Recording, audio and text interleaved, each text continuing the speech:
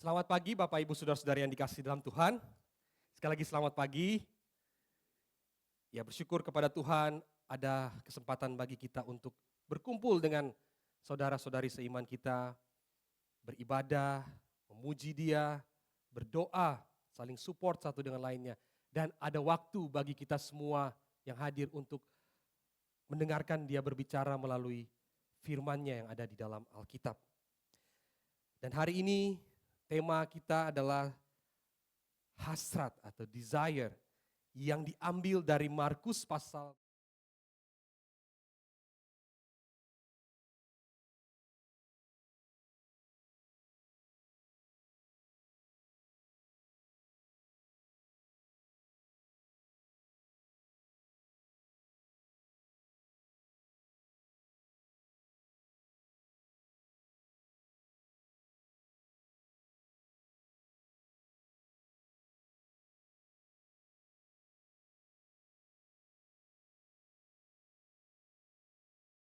di Markus pasalnya yang ke-14 ayat 10 sampai dengan 11. Demikianlah firman Tuhan.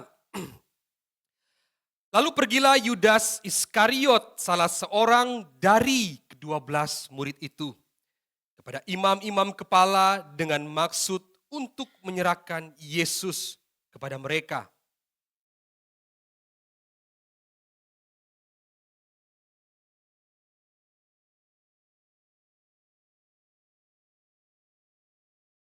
Sekali lagi saya bacakan bagi kita semua.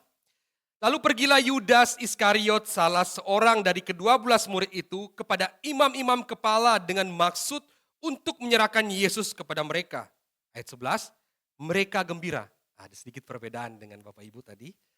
Mereka gembira waktu mendengarkannya dan berjanji akan memberikan uang kepada Yudas. Lalu Yudas mencari kesempatan yang baik untuk menyerahkan Yesus. Bapak Ibu, saudara-saudari yang dikasihi dalam Tuhan, pernahkah Bapak Ibu melihat ulat menjadi kepompong, kemudian dia menjadi kupu-kupu yang indah? Kalau belum pernah melihat, saya mengajak kita untuk melihatnya bersama-sama melalui sebuah video.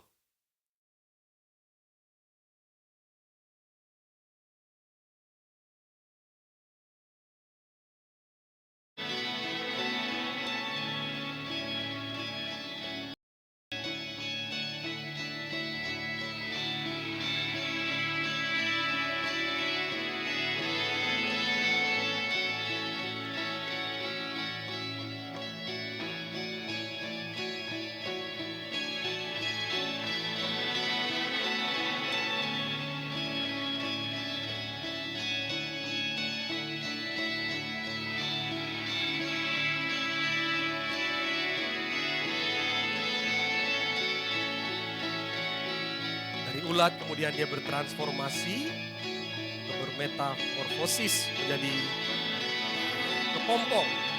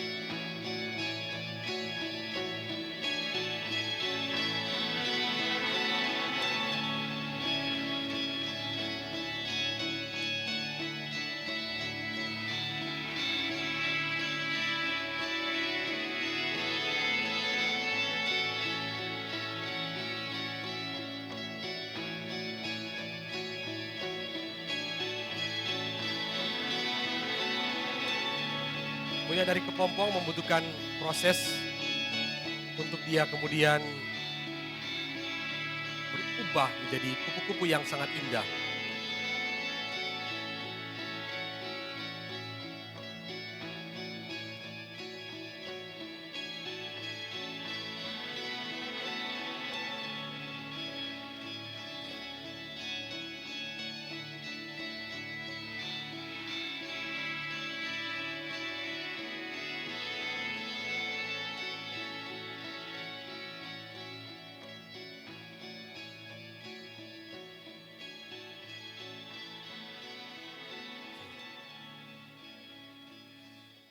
Bapak Ibu Saudara-saudara yang dikasihi dalam Tuhan, bayangkan kita menemukan kepompong yang sedang berjuang untuk dia keluar dari kepompongnya, ya sarangnya itu.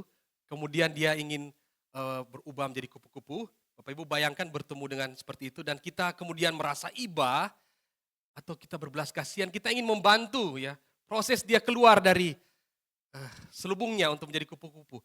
Kemudian kita gunting sedikit supaya dia keluar. Dan ternyata Bapak Ibu,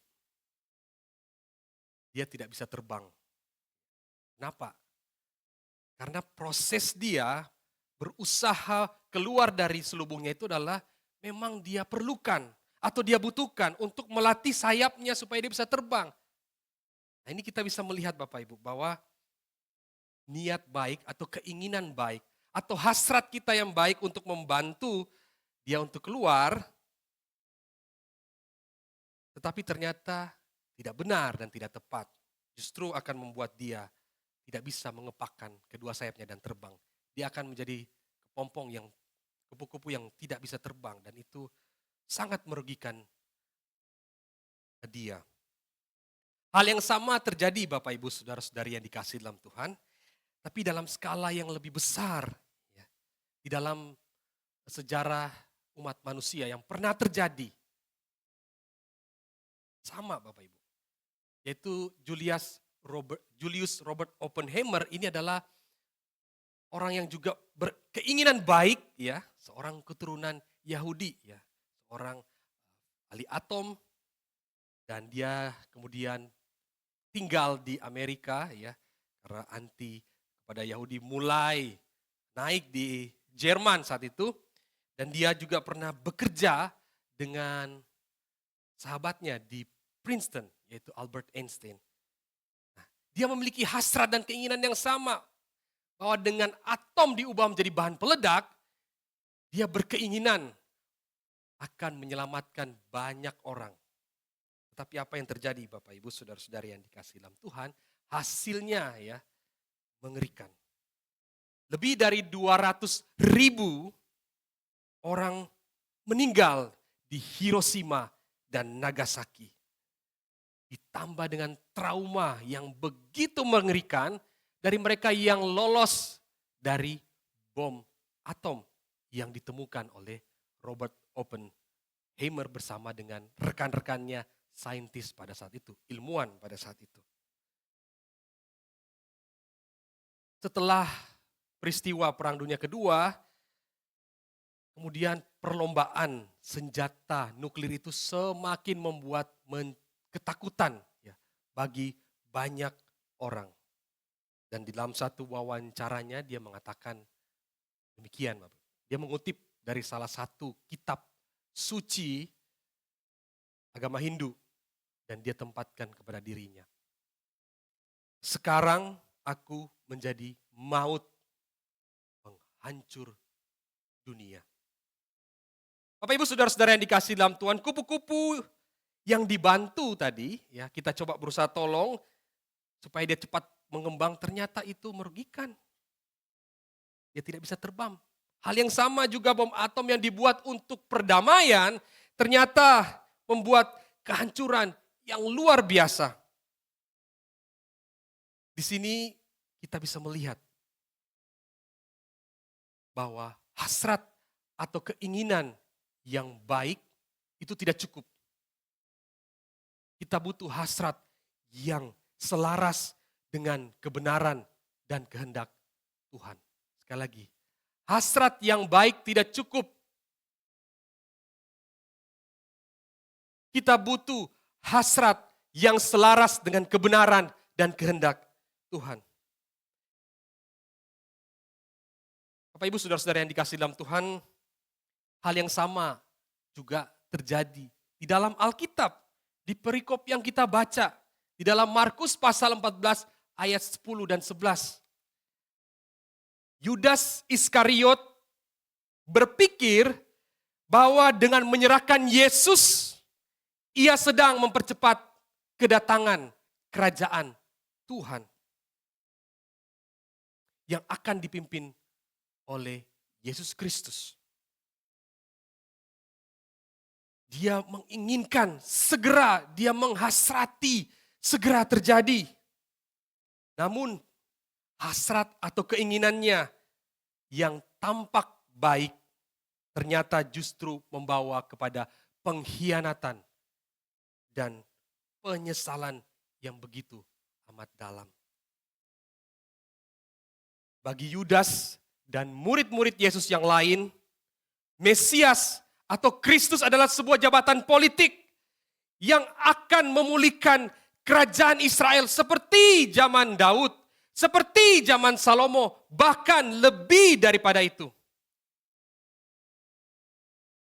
Mereka membayangkan Yesus akan memimpin kerajaan Israel dan mengusir Romawi yang saat itu sedang menjajah mereka.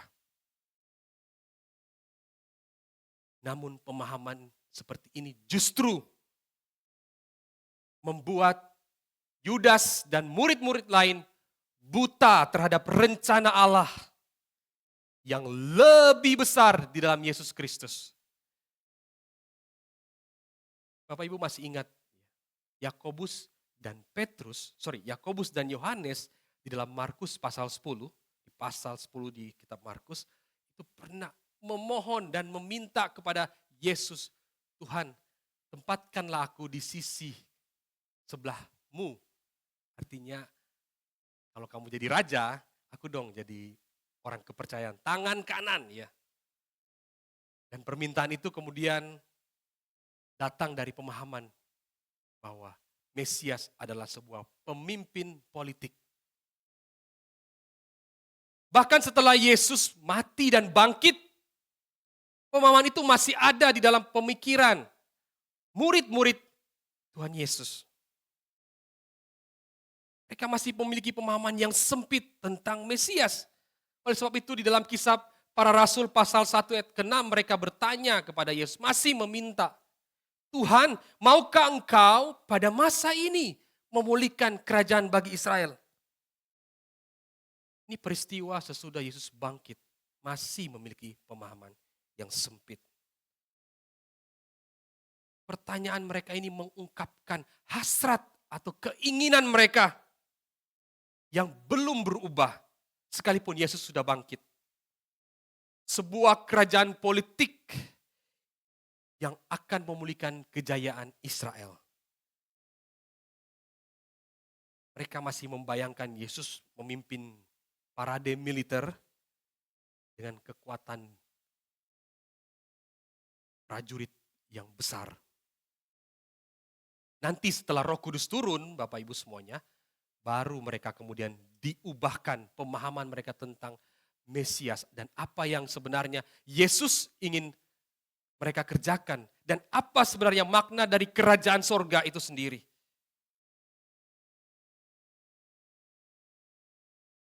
Mereka kemudian mengerti bahwa misi Yesus ke dalam dunia adalah bukanlah tentang mendirikan kerajaan politik, tetapi tentang membawa keselamatan bagi umat manusia melalui pengorbanannya.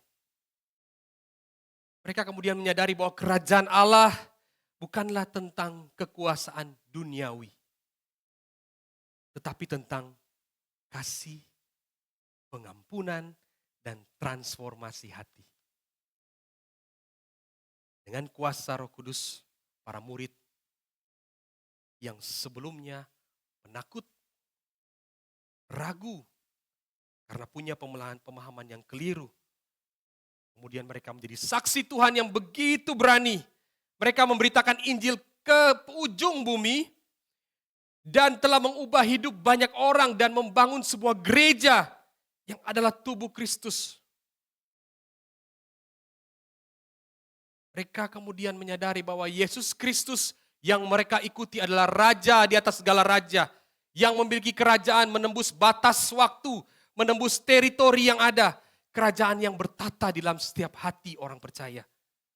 Itu arti dari misi Yesus Kristus. Itulah arti dari Mesias yang datang dalam hidup ini untuk menjadi raja dalam hati Bapak, Ibu, dan saya. Bukan tentang kerajaan duniawi. Bapak Ibu Saudara-saudara yang dikasihi dalam Tuhan, karena pemahaman yang keliru ini tentang Mesias, Yudas Iskariot kemudian menjadi kecewa pada Yesus Kristus yang adalah Tuhannya.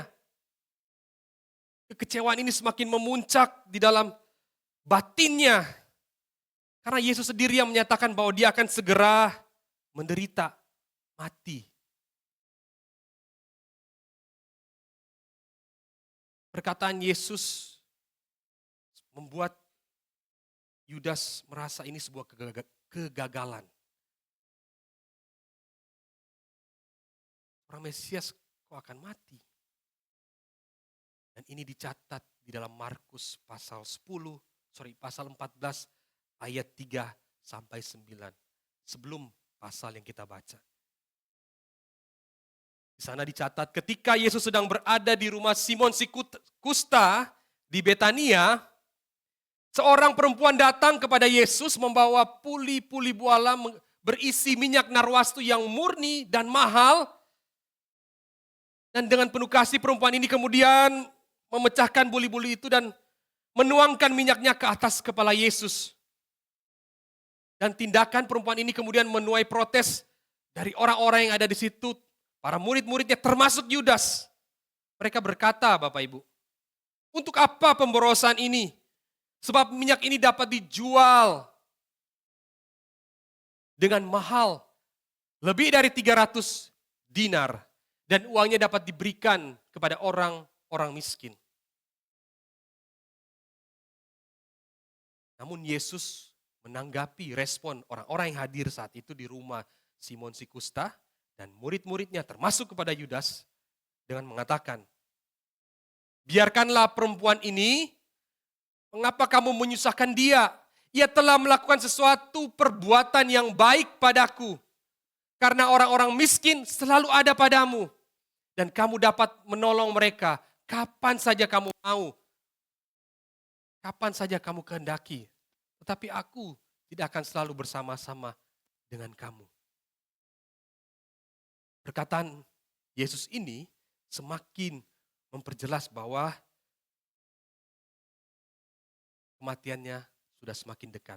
Dan bagi Yudas, ini adalah menyedihkan. Ia telah mengikuti Yesus dan telah menyaksikan berbagai mujizat yang Yesus lakukan, yang spektakuler. Dan dia yakin bahwa Yesuslah Mesias yang dijanjikan di dalam perjanjian lama, yang dimuatkan oleh para nabi, yang akan memimpin umat Israel kembali kepada kejayaan, bahkan lebih daripada era Salomo dan Daud. Tapi kok Mesias seperti ini mengatakan bahwa sebentar lagi dia akan mati, dia akan menghadapi penguburannya. Yesus harusnya menunjukkan dong siapa dirinya. Namun dia tidak mendengar suara kemenangan atau sebuah briefing yang menggelegar dari Yesus untuk segera menggulingkan pemerintahan Romawi. Yang dia dengar adalah Yesus akan segera mati. Mendengar hal ini, Bapak Ibu Saudara-saudara yang dikasihi dalam Tuhan, Yudas kemudian berinisiatif menyerahkan Yesus kepada para imam yang adalah pemimpin umat saat itu. Di dalam pikiran Yudas, dengan menyerahkan Yesus kepada para pemimpin umat atau para imam, Yesus akan menunjukkan siapa dirinya. Pasti Yesus akan terpaksa menunjukkan identitasnya. Karena dengan menyerahkannya kepada para imam, maka Yesus akan didesak dengan pertanyaan-pertanyaan yang penting. Yang membuat dia akan mengungkapkan jati dirinya. Dan saya percaya bahkan Yesus akan menunjukkan atau mendemonstrasikan kuasanya yang sudah dia lakukan selama pelayanannya.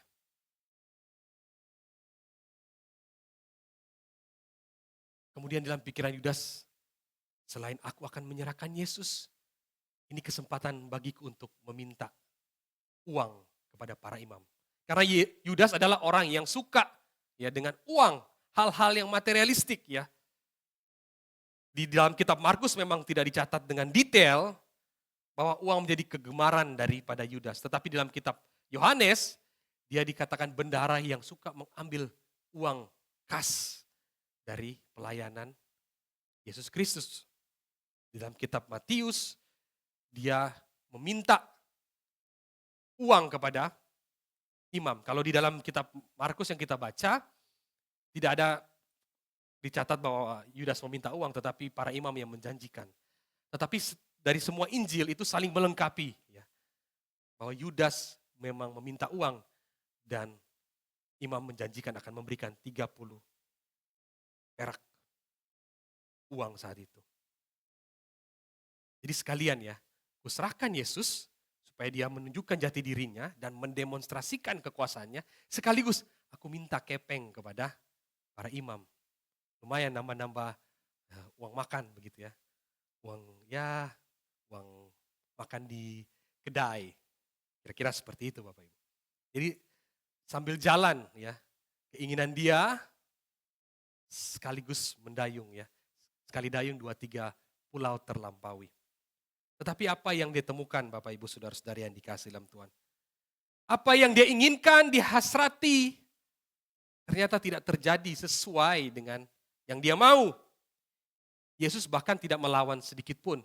Yesus hanya diam dan tidak menunjukkan kuasanya atau mendemonstrasikan kehebatannya untuk membebaskan dirinya sendiri. Sebaliknya Yesus pasrah, menyerahkan dan menerima pengkhianatan dan menerima untuk diadili dan akhirnya disalibkan.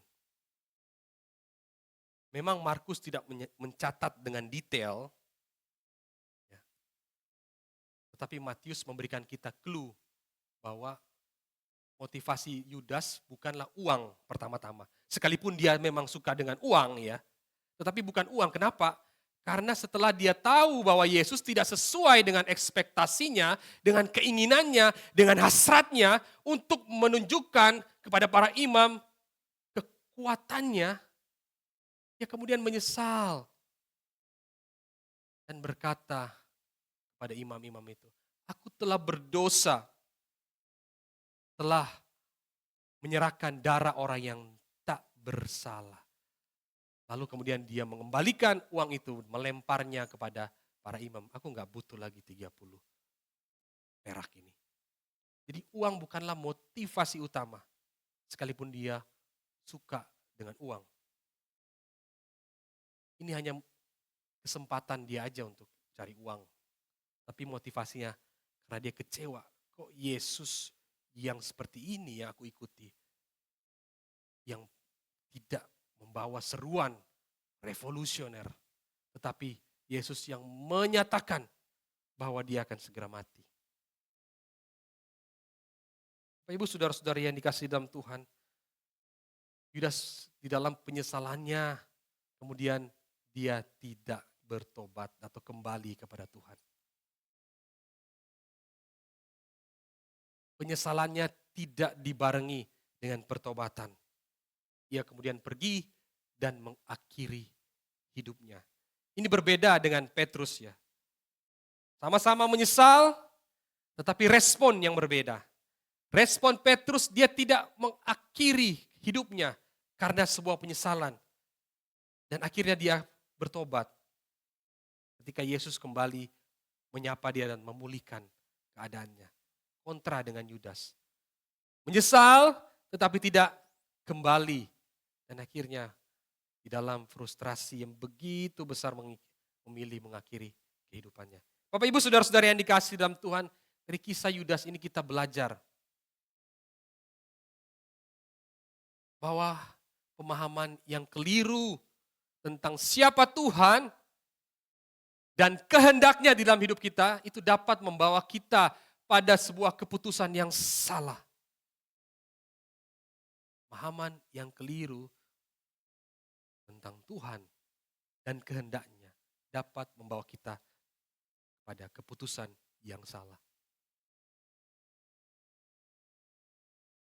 Yang kedua, Bapak Ibu Saudara-saudari yang dikasihi dalam Tuhan, kisah Yudas mengingatkan bahwa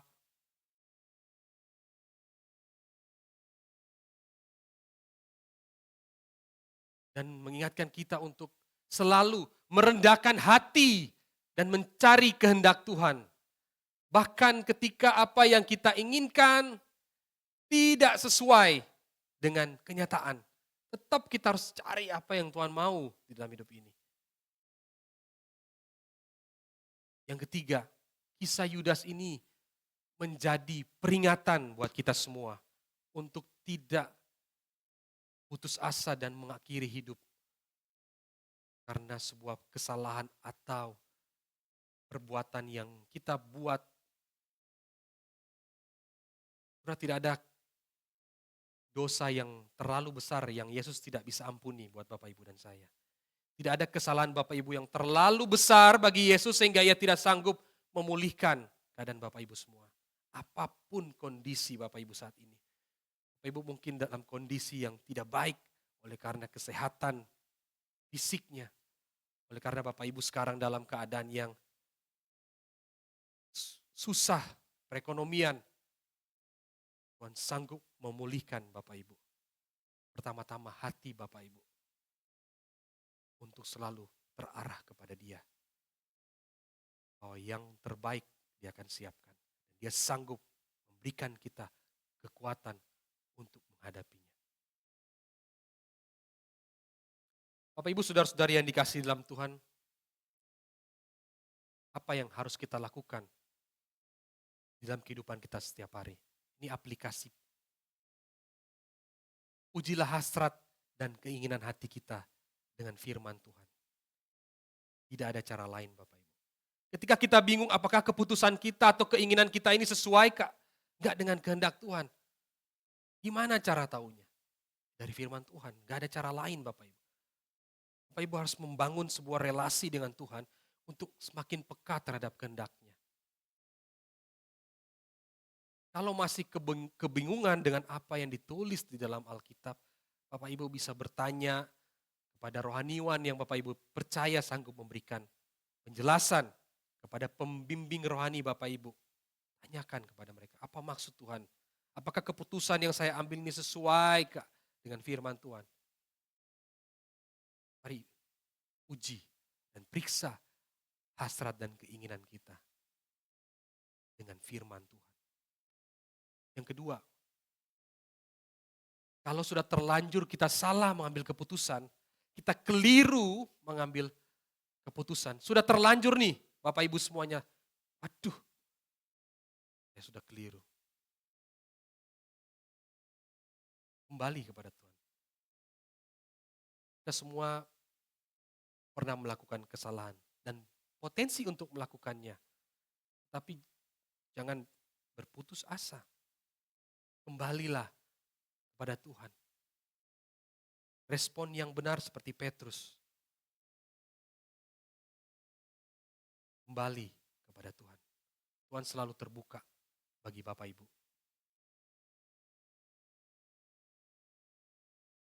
Yang ketiga, ketika keadaan yang tidak menentu, bingung. Apa yang sedang aku alami sekarang ya Tuhan? Bapak Ibu bingung, apa maksud dari Tuhan sekarang membuat aku sakit? Apa maksud dari Tuhan aku harus menghadapi persoalan ini? Saya masih belum mengerti Tuhan. Apa maksudmu Tuhan? Percayalah pada rencana Tuhan. Karena Dia adalah Tuhan yang sanggup memulihkan keadaan Bapak Ibu semuanya. Dia Allah yang tidak pernah tidak memenuhi kebutuhan Bapak Ibu. Bahkan sebelum Bapak Ibu memintanya dalam doa, Dia tahu. Tuhan pernah berkata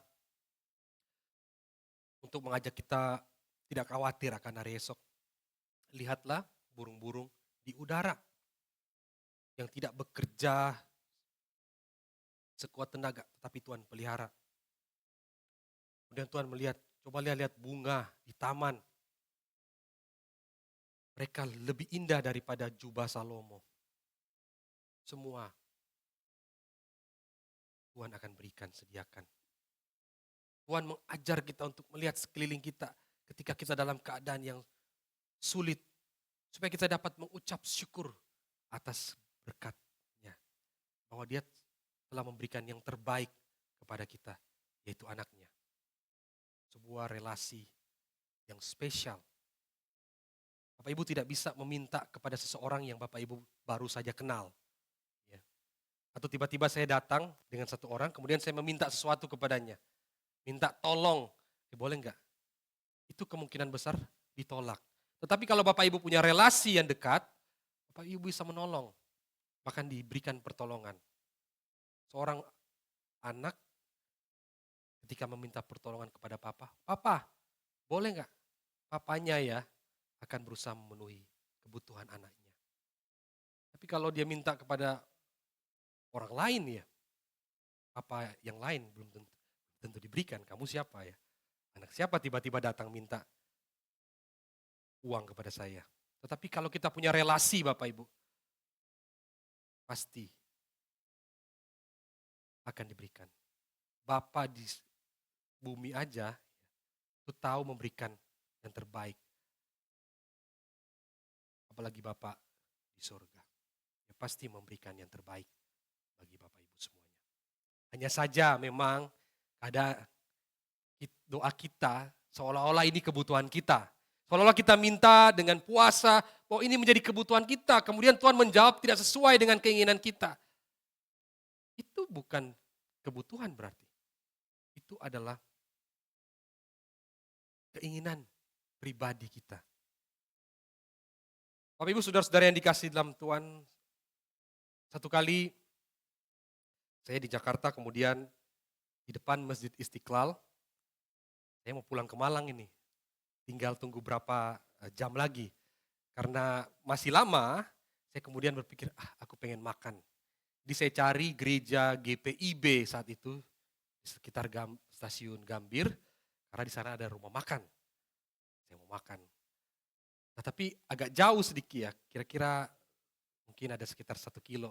Karena saya sedang bawa ransel dan 1 tas, maka saya memilih untuk memesan Gojek. Tapi dari stasiun Gambir itu padat. Okelah saya jalan ke arah Masjid Istiqlal, ya dekat kantor Pertamina. Berhadapan di depan halte Masjid Istiqlal. Kemudian saya memesan Gojek dari sana. Gojeknya maju, berhenti, maju, berhenti. Sebenarnya tinggal 1 tikungan lagi, dia itu harus sudah bisa dapat saya. Tapi dia terus bertanya, di mana posisi?